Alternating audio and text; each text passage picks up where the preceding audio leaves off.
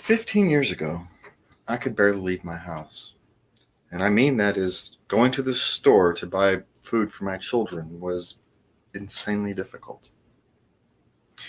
Through the love of family and the family safety net, I was able to take the time to rebuild my family and myself so my children wouldn't grow up with the same problem I did.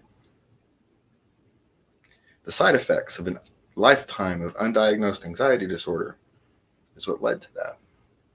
And that knowledge was able allowed me to help my daughter specifically grow into an adult who didn't have to deal with the same issues I did. And when my children became old enough and it was time for me to focus on rebuilding myself, making myself the goal of my life, figuring out how I was going to move forward. I had spent so much time raising my kids, making sure that they could become adults, I hadn't focused on what I was going to look like in the future. And so when I started that process, gig work was there for me, specifically app-based gig work. As someone who is still recovering from an anxiety disorder, traditional work is not as easy.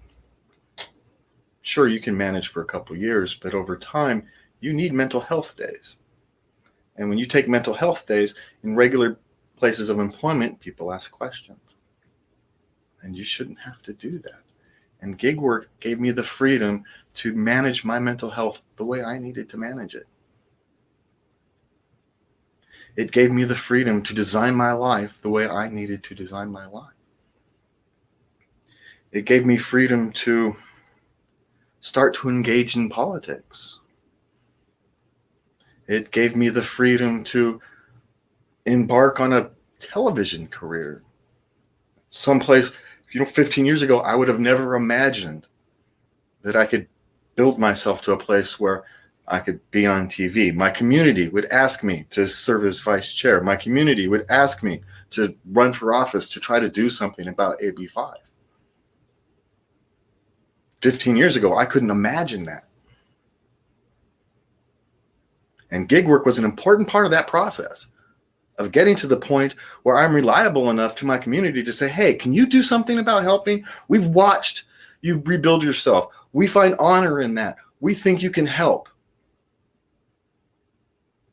The freedom from gig work allowed me to do that, allowed me to help my community. What these people who are claiming to help us forget to not acknowledge that what they call benefits, we call chains.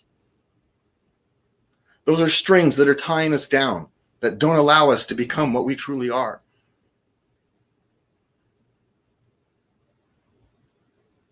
At one time, I was an Uber driver, but I decided to go into package delivery and scooter charging. The economic upside was less, but the stress level was lower. And when you say you're protecting Uber drivers, you didn't even protect what Uber drivers actually want. What they want is algorithm transparency. They want the car rental program looked at because we don't think that's an ethical program. We want payment transparency. We want to know the calculations. Look, we're part of this ecosystem too. We don't want to kill the goose that laid our golden egg, but we also want to make sure we're not getting screwed. And transparency is part of that process. But you didn't give us that.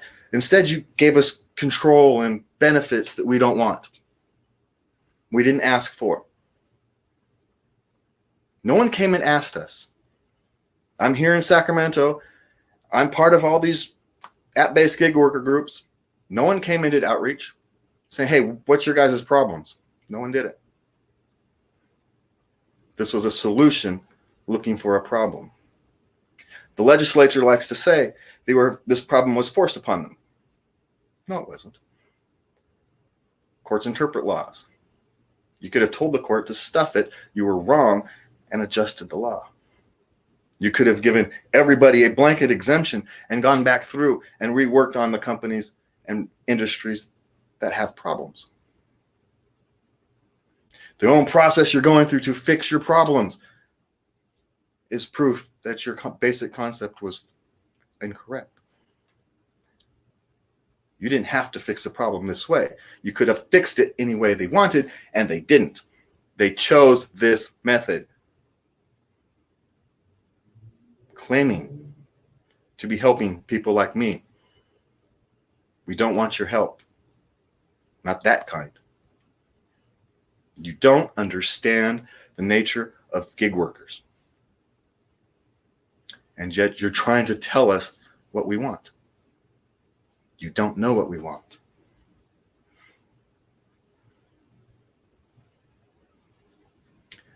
My lifestyle is gone forever. I can never go back. When I decided to run for office, I understood what that was going to do. Whether if I'm elected and we get AB5 repealed, I'm now a political figure. I can no longer go back as an app-based gig worker. And if I don't get elected, app-based gig working is gone.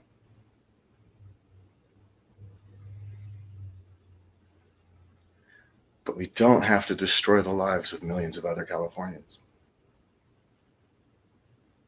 I didn't seek this politician route out. I was asked to try to do something. And that's what we're trying to do. Thank you for your time.